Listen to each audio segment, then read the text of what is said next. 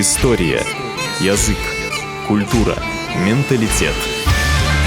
Мнения экспертов, деятелей и заинтересованных граждан о том, что такое быть белорусом.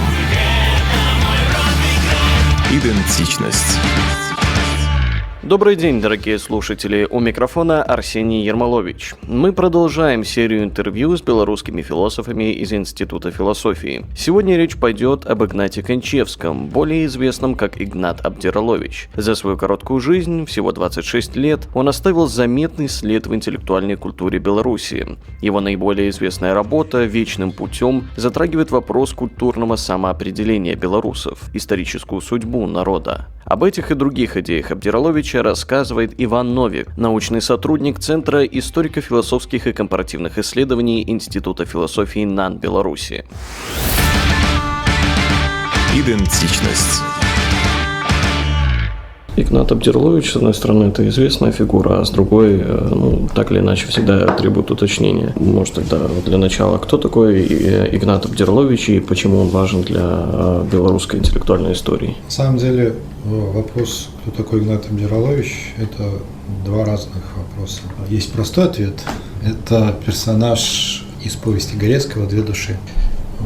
То есть, собственно, «Две души». Основной персонаж – это Игнат Абдиралович, который шляхтец, если не ошибаюсь, поручик. Там у него история такова, что мать погибла, он был воспитан обычной селянкой вместе со своим сводным братом. Где-то под конец повести оказывается, что на самом деле эта селянка еще и перепутала, специально поменяла их. И он на самом деле ее сын. И по ходу повести он попадает в различные революционные события, видит нистов, и белых, и белорусских националистов, и так или иначе ко всем к ним не совсем примыкает, и вообще ходит рефлексирует, и не может понять, где он и что он. Отсюда эта метафора двух душ. Другое дело, что для Горецкого эти две души – это в первую очередь социальная плоскость, то есть это с одной стороны шляхетская такая околопольская культура, с другой стороны белорусская социальный проект, и поэтому это уже частично ответ на чем зацепил Абдиралович, который автор «Над вечным шляхом». А сама даже обложка уже была достаточно для его современника семиотична. То есть подпись Игната Абдираловича, если бы я, например, сегодня издал какую-то брошюру и написал «Дон Кихот», то есть уже просчитывается определенный текст. То же самое «Двешним шляхом» – это отсылка к совсем недавно вышедшему тогда сборнику Купалы «Шляхом життя». Там, по-моему, то ли 3, то ли 4 непосредственно цитаты есть. И так далее. То есть он активно играет с культурными кодами тогдашнего времени. А автор – это Игнат Кончевский. Игнат Кончевский, на самом деле все знают, что есть такой автор «Одвешенным шляхом», но про Игната Кончевского, на самом деле, совсем немного известно. В том смысле, что почти все, кто на него ссылаются или так или иначе интерпретируют, в принципе, даже не знают, что это далеко не единственный его текст. То есть после него осталось где-то около 12 статей различного толка и около 12 стихотворений. Причем все они подписаны, тоже интересно, Анной Голубянко. И, например, у нас в академической библиотеке лежит рукопись «Одвешенным шляхом», и псевдосенсационные версии, что на самом деле это Горецкий написал, они просто снимаются, можно прийти, увидеть разные рукописи Кончевского и сверить, что это одна и та же рука. Сам Кончевский тоже интересный персонаж, то есть такой хрестоматийный пример братьев Ивановских, когда 3 брата, один стал поляком, другой литовцем, третий, соответственно, белорусом. Семья Кончевских тоже интересная в том смысле, что уже в поздние годы отец становится священником православным, а родной брат Игната Арсен, он сначала основал Белорусскую революционную организацию, так называемую, то есть, такая почти уже именно партизанская, террористическая деятельность, потом был видным представителем КПЗБ, то есть коммунистической партии Западной Беларуси. То есть, с одной стороны, у нас отец священник, с другой стороны, такой последовательный коммунист, с третьей стороны, Игнат Абдиралович, тоже такой рефлексирующий, вроде не примыкающий ни к чему, и с активным таким белорусским путем продвигаемым. Он достаточно неплохую образование имел, то есть он сначала поддался в Петербург, в технический, если не ошибаюсь, институт, потом перешел на историко-филологические курсы в Москве. После этого он еще заканчивал, был такой интересный институт Шенявского, где были открытые курсы без каких-либо там бумаг и прочего, можно было поступать, выбирать, и он там кооперативные курсы как раз прослушал. Дальнейшая его судьба так или иначе связана с кооперацией, то есть он сначала в Советской Беларуси занимал некоторые административные посты, связанные с кооперативным движением, и когда он пишет про советский проект «Дачно разочарованно», это не просто так, он как бы имел непосредственное столкновение с этим. Потом перебирается в Вильню тогдашнюю, и он, как и многие наши белорусские интеллигенты, болел туберкулезом. И вот одна из таких моментов биографичных важных, это то, что зимой с 20 по 21 он почти считал себя при смерти, и как раз весной он смог выздороветь, и вот той же весной он там за 3 месяца, это можно увидеть как раз по этому рукопись, написал «Будущее отвечным шляхом». Все остальные статьи его связаны с кооперацией, и деятельность его в тогдашней Средней Литве и Польше тоже так или иначе связана с кооперацией, то есть он был инструктором, пытался впадаться в Сойм польский, что еще можно сказать, ну, в принципе, он знал Жилку, он знал Тарашкевича, он знал Луцкевича, то есть был знаком со всеми как бы основными важными персонажами тогдашней белорусской жизни, западно-белорусской. Актуален ли сегодня Абдиралович, и если его поставить в современный контекст, вообще требует его концепция уточнения какого-то?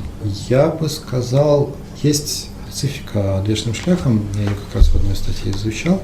Дело в том, что, вообще, если вот возьмем 21 год, и спросим у любого европейца, даже вообще 20-й, да, какое основное событие интеллектуальное 20-х годов 20 века. Вот как бы с сегодняшней позиции мы там много бы чего вспоминали, перебирали, а тогда для всех был очевиден ответ. Это спор между Эйнштейном и Бергсоном по поводу времени. То есть как раз в 1921 году Бергсон Эйнштейна приглашает во Францию, они спорят по поводу того, правильно ли Эйнштейн понимает время. И, кстати, для современников какое-то время казалось, что Бергсон его переспорил, почему Эйнштейн, собственно, не получил Нобелевскую за теорию относительности, а за фотоэффект. Я к тому, что это тоже часто упускается. Кончевский, он бергсонианец. Он очень плотно работает с концепциями, с понятиями Бергсона. И, в принципе, Бергсон именно известен своей интерпретацией времени. И если посмотреть внимательно, то «Отвечным шляхом» вся сконструирована через различные отсылки к полисемантичности времени. Начиная с того, что там «Отвечным шляхом» уже отвечность, и шлях как таковые, они связываются со временем, заканчивая тем, что мы открываем первую страницу, там идет сначала эпиграф, начинающийся со слов время, час, коли треба журиться, и потом, собственно, сам текст начинается «наши часы», и там в предложении, если не ошибаюсь, 3 раза упоминается слово «час», и, время, соответственно. И вот вся парадигма построения отвечным шляхом – это различные, то есть там пересекаются, во-первых, такое внутреннее экзистенциальное время, когда человек пересматривает прожитое и свои идеалы и не находит себя внутри них. С другой стороны, время культурное, в том смысле, что тогдашний троп интеллектуальной Европы – это там кризис Европы, закат Европы, то есть какой-то вот кризис идей. И с другой стороны, собственно, белорусская история, которую Кончевский интерпретирует именно как постоянное продолжение вот этой непримыкания к каким-то конкретным идеалам. Так это я к тому, что по-умному вопрос надо ставить немножко по-другому. Не актуален ли сегодня Абдиралович, а попадаем ли мы в ту актуальность, которую он выстраивает, потому что он активно выстраивает определенное понимание времени. И если мы, например, сегодня понимаем, что да, для нас все еще имеет место быть некий пересмотр собственных идеалов, мы все еще пытаемся, не видим четкого пути, и с другой стороны, часто, опять же таки, Европа воспринимается в качестве, европейская культура в качестве кризиса. Тогда получается, что как раз очерченное Дераловичем или Кончевским наше время – это такое же наше время, как и его наше. Наверное, вот так. Может, подробнее о содержании вот этой вот ось Запад-Восток, вот, да, Беларусь, в принципе, он же не говорил о том, что она к одной или к другой относится, а какой-то свой путь у нее. Первое, наверное, все-таки для молодого человека, только начинающего белорусскую философию, это простительно, но, в принципе, понятное дело, что сегодня Восток и Запад такие вещи весьма размытые и инструментальные, почти у каждой страны есть свой Восток и свой Запад, а то, о чем говорит Кончевский, это скорее Восточная и Западная Европа раз, соответственно, православие, католицизм 2, и в его время было абсолютно очевидно, что это одновременно является противостоянием условно капитализма и коммунистического проекта. Опять же таки интересно, часто Кончевского интерпретируют в духе того же Шпенгера, что это какие-то такие вот замкнутые сущности, которые не имеют выхода вовне и могут только там развиваться и заканчиваться. Но если мы вспомним все-таки, опять же таки, что Кончевский берсонианец, и что основными категориями для него не столько является Восток и Запад, сколько форма и жизнь, то есть жизненный порыв и форма Бергсона, то оказывается, что не столько между пограничье белорусский опыт находится, сколько по самому Кончевскому в будущем относительно выбранного, но неправильного пути от условных этих Востока и Запада. Да? То есть Восток выбрал такую тотальную форму, которая покрывает все и вся, Запад выбрал множественность этих форм, но их какое-то такое арифметическое сочетание, в том смысле, что должны быть представлены и то, и другое, и третье мнение. Кончевский предлагает то, что называется льющаяся форма, то есть это, собственно, льющаяся форма, которая постоянно изменяется и которая всегда адекватна этому жизненному порыву, который внутри. На ваш взгляд, важно ли понимание идеи Абдираловича для понимания менталитета, национальной идеи Беларуси, будь то сформировавшейся или еще формирующейся?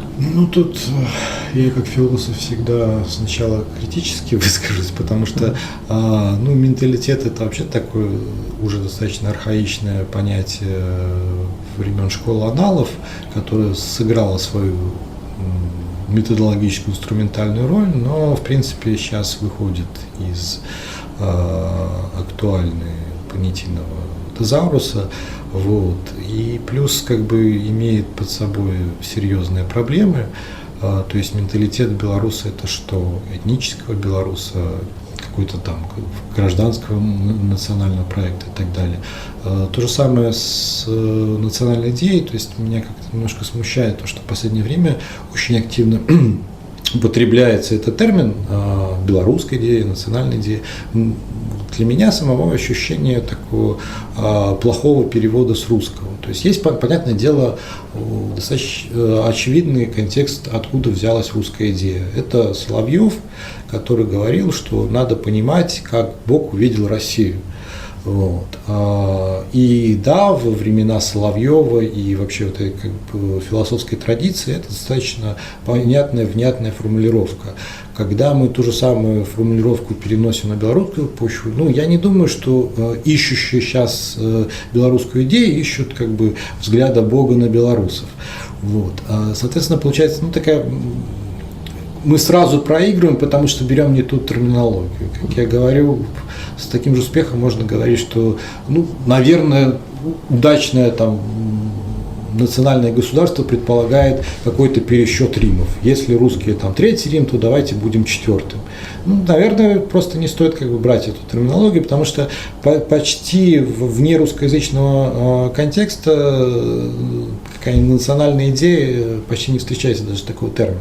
С другой стороны, есть есть, да, это интересная вещь, которую и уловил Кончевский, с другой стороны, она частично на поверхности, то, что у белорусов интересный опыт успешного и жизни на пересечении, с одной стороны, там, католицизма и православия, в свое время протестантизм тут активно развивался, то, что там белорусский язык, возможно, единственный, который имеет в истории 4 графики за собой.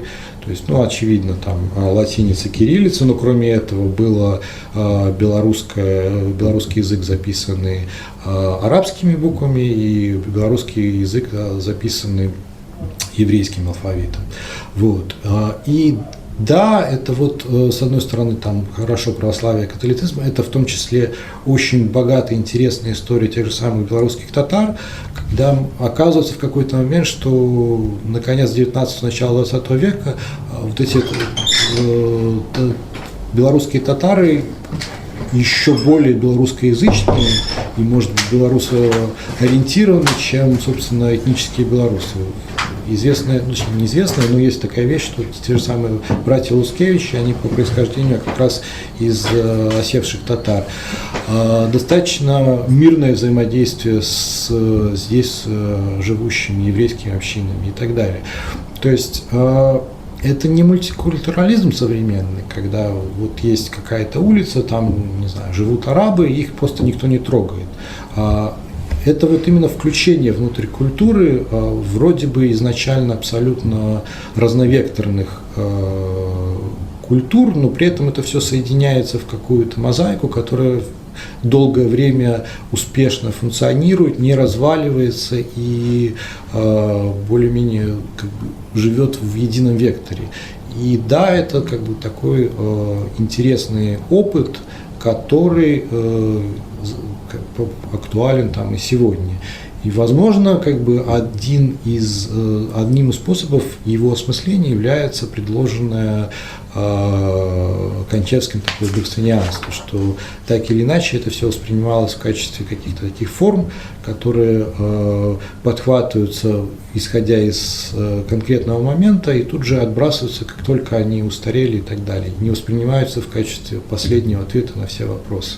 А лично для вас что такое быть белорусом? Я как философ, философия – это такое осмысленное и глубокое путешествие по временам и весе. То есть, если просто турист поедет, пофотографирует, поест и уедет, то философ, даже никуда не едущий, как Кант, который всю жизнь провел в Кенигсберге, а вчитывается в другие культуры и понимает не просто что красивое здание, а почему здесь именно такие формы это приняло, почему здесь едят так, и почему там в том числе даже гастрономический этикет здесь так сложился. И исходя из этого внутреннего путешествия, надо иметь какой-то внутренний меридиан, нулевой, к которому возвращаешься, и который является точкой отсчета. И понятное дело, что часть из этого просто подхвачена из традиции, из семьи и так далее, ты понимаешь, что это просто к тому, к чему ты возвращаешься. У кого-то есть такие представления о загробном мире и такие-то ритуалы на могиле, а для тебя нормой, этим нулевым меридианом является это. Часть из этого конструируется. То есть я уже в сознательном возрасте пришел к белорусскому языку, к белорусской литературе, но с другой стороны это именно определенным образом резонирует наиболее плотно с опытом переживания, то, что можно назвать жизненный мир Гусара. Спасибо большое за беседу. Не за что. Идентичность.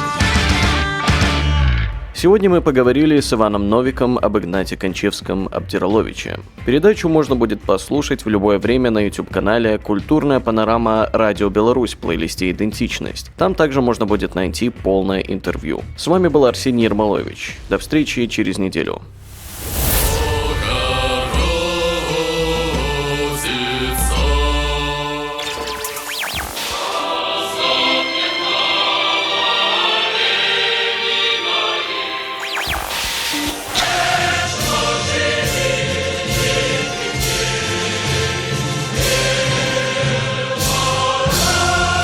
Идентичность.